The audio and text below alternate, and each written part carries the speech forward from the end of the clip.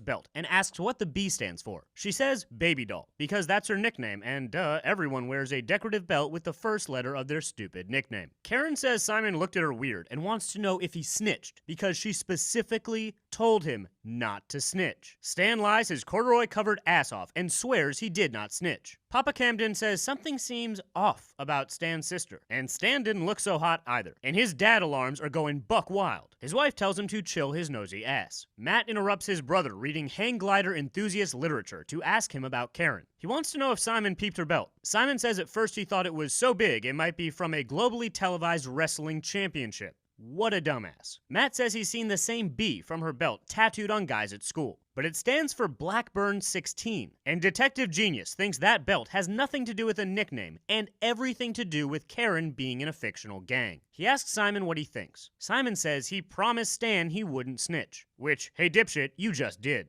He tells Simon he's glad he went to Matt, and Simon says he didn't go to Matt. Matt came to him, then used some kind of brain voodoo sorcery to break his iron mind and force him to tattle. His dad says Matt is older and knows some things Simon doesn't. Like when you find out about something dangerous in the suburbs, it's your duty to snitch to the nearest older white man. Then they take it up the chain of narcs until justice is served. And it didn't matter that Simon told his brother, because Eric's dad alarms were going banana bread boom boom. What security guard? Mary tells her sister she needs to cut the hoe shit all the way out, especially considering she's only 14, and if the actor who plays her dad sees her like this, he's going to do something very inappropriate. Stan returns and Eric snoops. He hears Stan say he knows Simon ratted, but also knows Simon didn't rat about everything. This triggers Eric's dad alarm to DEFCON 7, and he runs out of there to bust another snitching nut. Karen comes in because Stan forgot his bag. Annie says a woman in church, her grandson, had that B on his knuckles, but it didn't stand for baby doll. Karen hits her with a, you don't know me, and my friends are there for me. Annie claps back. She says if she keeps it up, those friends might get Stan hurt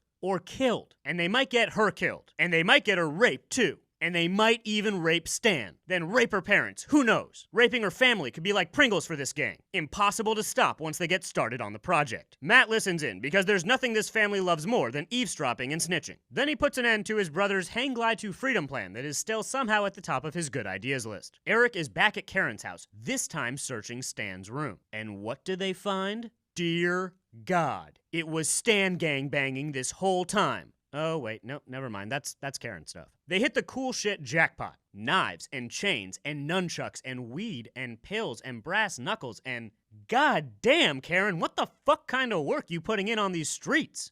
And they're going to sell the house and move because Karen's gotten herself involved with the deadliest gang this side of the neighborhood custom pottery studio. Karen says she'll get out, and Eric says good fucking luck. If they let her out, big if, they're going to beat her ass, and she might not survive the ass beating. Karen says they'll understand, but she needs to return their pills and chains. Her parents say no way, which feels like a bad call. The parents want to call the cops and go for the high score. Eddie and Boner have nothing to do on a Friday night. They're loitering in a pizza place, and the best thing these broke losers can come up with is park outside a drive-thru movie. They bump into an old pal, Roland, who's in college now. Roland's picking up a bunch of pizzas for a party that has no parents, a ton of babes, and a heated pool. They offer to carry his pizzas, then drop to their knees and beg to come to this party. Roland brings them to a huge house with plenty of drinks and food, and women all over the place. This shit is poppin' off. Mike, Eddie, and Boner quickly realize they are in way over their heads with these awesome hot people, and promise each other to keep cool. Boner goes to the bathroom, and, when a conga line comes out, tells his friends rich people must use the bathroom in groups. This Cookie Monster sweater-wearing hottie is throwing flirty eyes. Mike steps up to take his shot, and blows on her hair. Jesus Christ, Mike. He stammers through some weak game, but she says he's cute because she's nice and also high on drugs. Rhonda asks Mike if he wants to go to the bathroom with her. He says no, because he's dense, and she apologizes because he probably thinks she's just after his stash. She says it's her treat and pulls out a cute little cocaine keychain.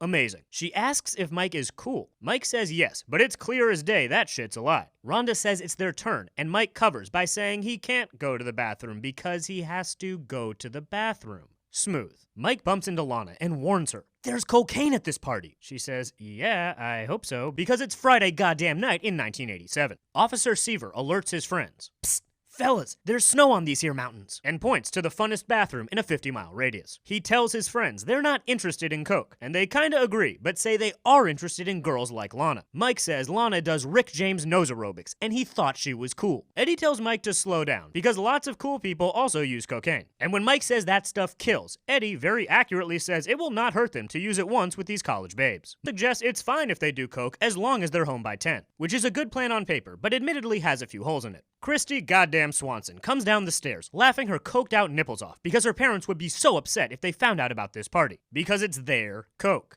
Marriage material. Mike's about to scold her for being an angel sent from heaven when Eddie steps in to introduce himself and Boner. The polite thing to do at parties, you dingus. Rhonda suggests they all do drugs together. Jackpot. And Lana runs over saying the hot tub is perfect. And it will be even more perfect after they all get yacked out of their skulls. The hot college girls with rhyming names are beckoning these dorks to come do their bathroom drugs. Dream scenario. But Mike has his arms folded like a narc. He says he's not in the mood. They ask what gives. Mike says he's never done coke. They say they'll be gentle because their hospitality knows no bounds. But Mike pouts, "I don't want to do coke." And the party stops. Nerd alert. They laugh in his face and say they're going to check on that hot tub. Mike's ready to bail, but when his friends want to stay because they're not morons, Mike throws a hissy fit and storms out of there. Destiny awaits for Eddie and Boner. Mike comes home way past his curfew and tells his dad the whole pathetic story. He went to the best party ever, and he didn't do drugs, and everyone now knows he's a loser. His dad says the only person he has to please is himself, which is especially accurate because the only action Mike's going to be getting in the foreseeable future is of the 5-knuckle variety. Mike's dad says Eddie and Boner called to say they didn't go to the bathroom and they don't want to, because his best friends had the decency to lie to him about doing cocaine with hotties after he left. And the show ends with a very weird straight-to-camera, wall-breaking PSA from Kirk Cameron. And if you didn't want to do drugs before this mess, you certainly do after. So what did we learn today? If you beg someone to take you and your lame friends to a party, and it turns out to be the best party ever,